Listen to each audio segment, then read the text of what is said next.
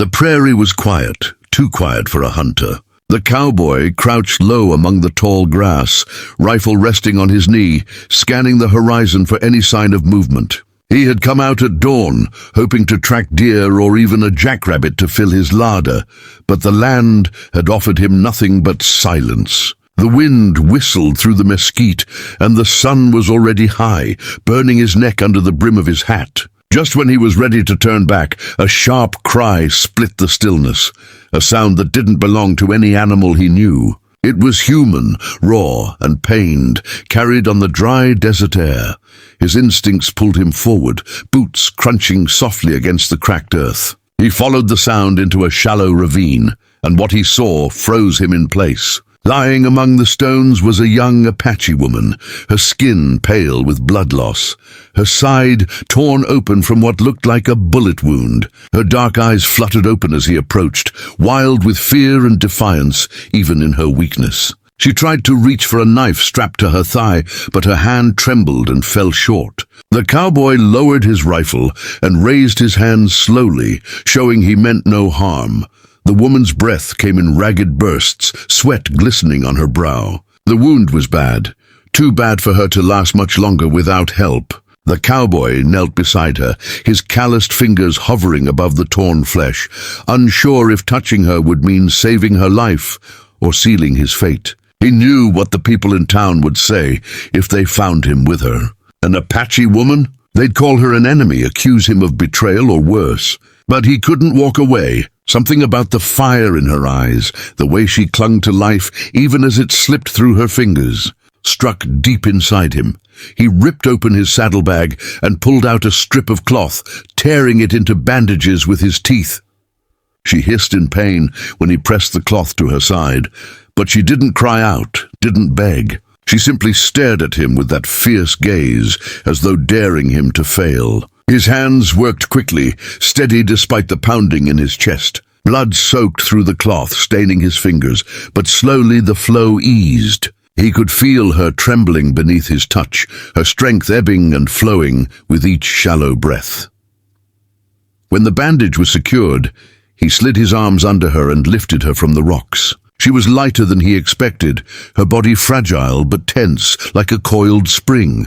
She struggled weakly, whispering something in Apache, her voice hoarse but filled with stubborn pride. He couldn't understand the words, but the meaning was clear enough. She didn't trust him, didn't want to be carried like a broken thing. Still, she had no choice, and neither did he. His horse snorted nervously as he placed her across the saddle, the smell of blood spooking the animal, but a firm hand on the reins steadied it.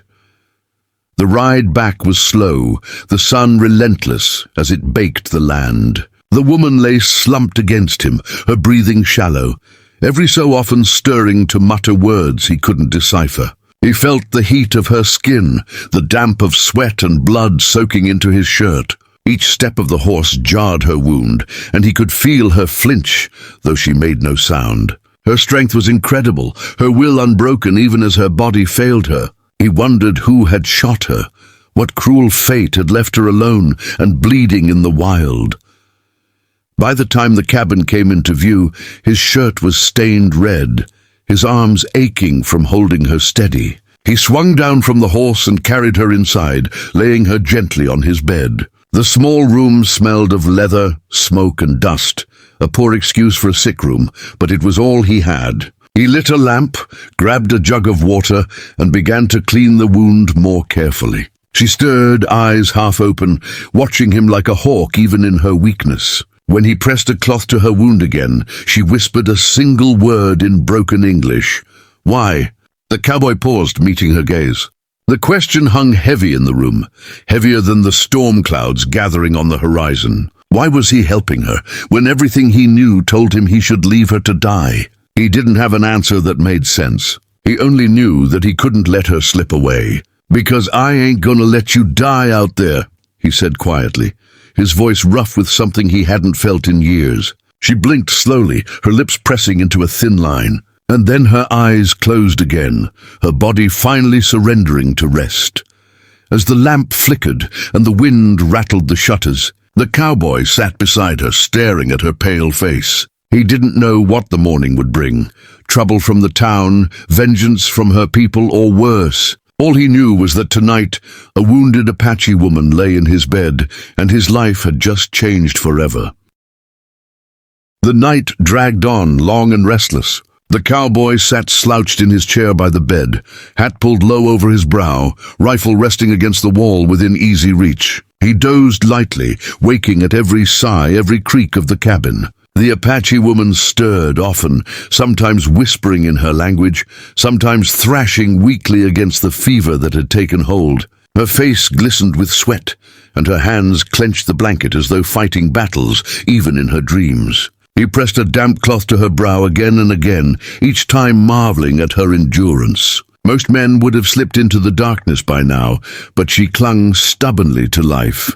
Toward dawn, her eyes opened fully, and for the first time she seemed aware of where she was. Her gaze roamed the cabin, lingering on the shelves lined with ammunition and the hunting trophies mounted on the walls. Finally, her eyes landed on him. She didn't flinch or cry out, just studied him with a cool intensity that made him shift uncomfortably in his chair. He set the cloth back in the bowl and cleared his throat. "You're safe here," he said, though the words sounded hollow in the quiet. She didn't respond, only closed her eyes again, conserving her strength. When the sun rose, the cowboy stepped outside to fetch water from the well, his eyes scanning the horizon for riders. He half expected to see Apache warriors cresting the ridge, come to reclaim one of their own. But the land stretched out empty, nothing but sagebrush and the shimmer of heat rising from the sand. Still, he couldn't shake the feeling of being watched. Carrying the bucket back inside, he found her awake again, her eyes sharper now, following his every move. She tried to speak, her lips forming words he couldn't understand, and frustration flashed across her face when he failed to respond. He crouched beside her, pointing to himself. "Caleb," he said slowly, tapping his chest. She blinked, then repeated the sound awkwardly. "Caleb." The way she said it, soft and hesitant, made his throat tighten. He nodded, then gestured toward her, waiting. She hesitated, lips pressing together as if weighing whether to trust him. Finally, she whispered, "Ayoka." Her voice was weak but steady, carrying the weight of pride even in her broken state. He repeated it back to her, careful with the syllables. She gave the faintest nod, and for the first time since he'd found her, something like understanding passed between them. Days blurred together in a rhythm of tending wounds and keeping watch. Caleb changed her bandages, fetched water, cooked broth she barely managed to sip. Each time he helped her sit up, she stiffened, refusing to appear weak even as her body betrayed her. He admired her spirit, the way she never begged, never let pain soften her pride. Yet her presence in his cabin unsettled him. The town would never accept it if word spread, and if her people found her here, they might see him as captor instead of savior. Every knock of the wind against the shutters set his nerves on edge. One evening, as he was stirring the pot over the fire, she suddenly spoke in halting English. "Why, help me." Her eyes were sharp, demanding an answer, the same question she'd whispered on the first night. Caleb set the spoon down, leaning against the table. He thought about lying, about saying he had no choice, but her stare demanded the truth. "Because I couldn't leave you," he admitted. "Not out there. Not bleeding, not alone." She studied him for a long moment, her expression unreadable, then turned her face toward the fire. That night, she ate more than she had before, and though she said nothing, he sensed a wall between them had shifted, just slightly. The next morning, Caleb awoke to find the bed empty. Panic shot through him until he spotted her near the door, standing unsteadily, gripping the frame for support. Her face was pale with exertion, but her chin was high, her posture proud. "Strong," she said simply, pointing to herself.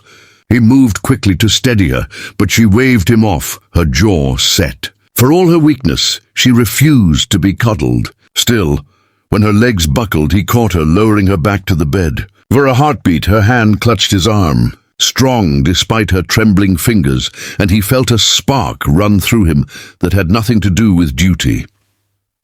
That night, the wind carried the distant howl of coyotes, and Caleb sat sharpening his knife by the fire.